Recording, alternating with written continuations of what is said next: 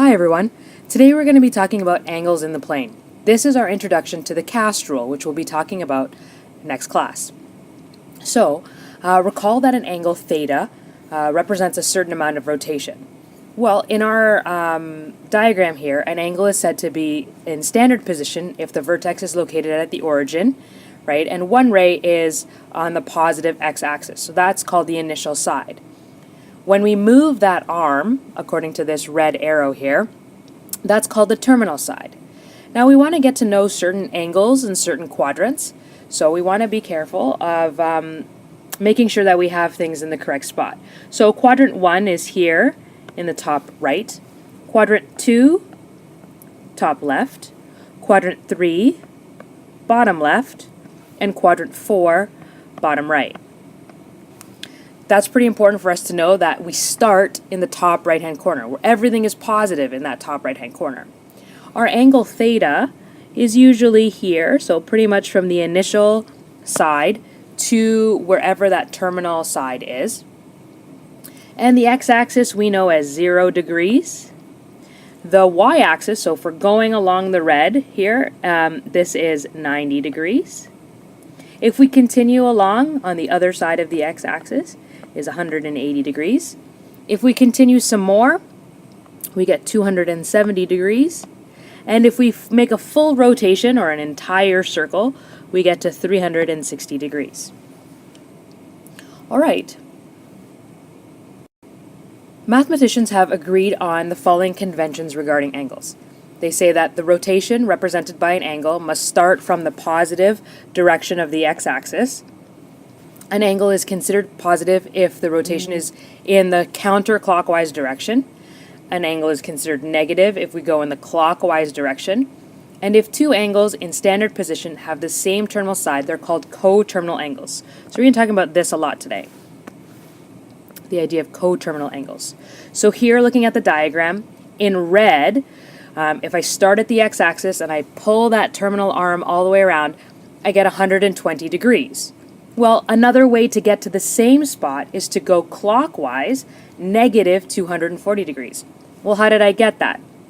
Well, I took 120 degrees and I subtracted 360 degrees to go the opposite direction, and I get negative 240 degrees. So that's all that means. A coterminal angle is another way to get the same angle. It could be more positive, so I could have rotated it around again 360 degrees, or I could get a negative coterminal angle, which means I went the opposite direction. So let's try some examples here. I have an acute angle of 30 degrees. Well, what's another way to get to the 30-degree mark?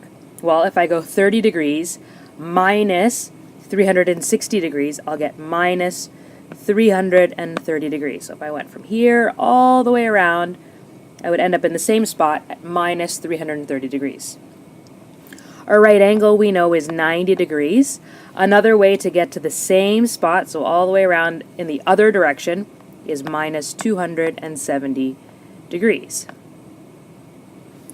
This obtuse angle of 110 degrees, so if I do 110 minus 360, and I go all the way around in the opposite direction, I will get negative 250 degrees.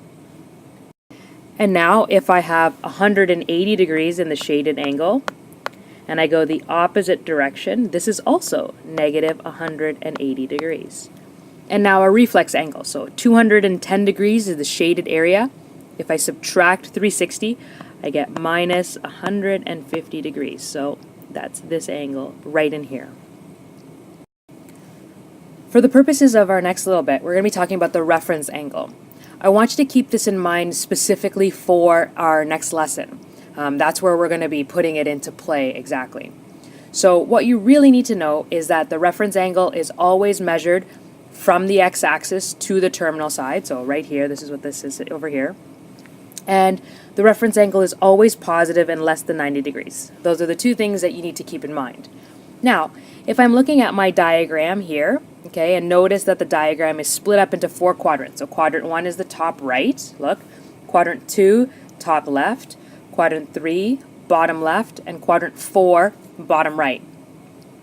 I know I haven't yet mentioned, but here you'll notice that the quadrants are written with Roman numerals. So you can't use numbers 1, 2, 3, and 4. You have to use Roman numerals to represent the quadrants. So please make sure that you do that. So let's look at quadrant 1 here. It says here 60 degrees as shown in the diagram, and it says I am my own reference angle. So we call the reference angle alpha. So in the first quadrant, alpha is equal to theta. Okay? Here, in the second quadrant, notice the 60 degrees is between the x-axis and the terminal arm right here. That means it took 120 degrees to get to there. That means that theta here is equal to 180 minus alpha. That means that 180 degrees minus the 120 degrees gives me the 60 degrees, which is less than 90, the 60 degree reference angle that we're talking about. All right, in quadrant 3. In quadrant 3, looking at the rules that I have here, so let's say 240 degrees, the reference angle that I'm looking at is here. Okay, so if I want that theta, notice that it goes 180 degrees and then 60 more. So theta here, the rep, is equal to 180 plus the reference angle. So plus the 60 gives me the 240. And then the last quadrant, in quadrant 4. So look at my quadrant 4. My reference angle here is the 45 degrees that's here. The 315 is what took me to there. So my theta is equal to 360 degrees minus alpha. So 360 minus the 45 gave me the 315 that it took me to go all the way around. So make note of the fact that alpha is always less than 90 degrees. Okay? Everything is in reference to the x-axis. So we don't ever talk about the y-axis. We always talk about the x-axis. All right, so we're going to spend some time looking at the following diagrams and telling what the reference angle is. So in the first diagram here, the reference angle, alpha, is 75 degrees. In the second diagram, it took me 160 degrees to go all the way around. My reference angle is here, so my alpha is there. So to get to the whole line, my alpha will be 180 minus 160, which is 20 degrees. All right, in this one here, in the third one, 250 degrees. Well, my alpha is over here. So how do I get alpha in the third quadrant? Well, alpha in the third quadrant, right, is 180. So 180 plus a little bit to get me 250. So 250 minus 180 gives me 70 degrees. Awesome. So looking here in the last one, on this top row here, I have 345 degrees. My alpha is this little sliver here. And so that's 360 minus the 345, so alpha comes out to be 15 degrees. I'd like you to try the next 4, so put the video on pause and then come back and check your answers. All right, now that you're done, please check your answers. Make sure that your alpha symbol is in the right spot so that you're able to see what the diagrams look like. And now for the end of the note, we're going to be asking you, or I'm going to be asking you, to draw what the diagram would look like, and then identify the reference angle, and then tell me another positive coterminal angle. So we'll make this one the positive one here. So positive. And here a second equivalent angle will be the negative coterminal angle. Okay, so take an opportunity, see if you can figure it out, and we'll go from there. So in case you're having some difficulty, let's try the first one together. So you draw your quadrants, your 4 quadrants. You label 120 degrees. You start at the positive x-axis. You draw all the way around to 128 degrees. 120 degrees. You label your alpha, which is your reference angle right here. And then you know that your reference angle is 180 minus 120, which gives you 60 degrees. To find your another positive equivalent angle, you go 60 degrees plus another 360 degrees. So I'm taking the rotation all the way around, and I should get 420 degrees. Now, if I want a negative coterminal angle, I take 60, and I subtract 360, so I go in the opposite direction, and that's minus 300 degrees. Try the other two, so see if you can draw the diagram and tell me a positive coterminal angle and a negative coterminal angle. And for the second example, 405 degrees is actually all the way around, so all the way at 360 degrees, and then an additional 45 degrees. So the reference angle here is 45 degrees. That also happens to be another positive coterminal angle.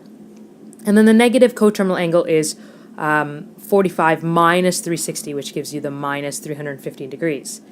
Minus 60 degrees means I go in the clockwise direction from the x-axis, which gives me my angle right here at 60 degrees. My reference angle is also 60 degrees. To find my positive coterminal angle, I take negative 60 plus 360, which gives me 300 degrees. And to find another negative coterminal angle, I take my minus 60 and I subtract another 360 to get 420 degrees. So it's all about adding 360 or subtracting 360. It's all about being able to figure out where the reference angle is, and always that it's in relation to the x-axis, okay, never to the y-axis, and then that reference angle is always less than 90 degrees. Keep this in mind for next class when we talk about the cast rule, and I'll see you again soon.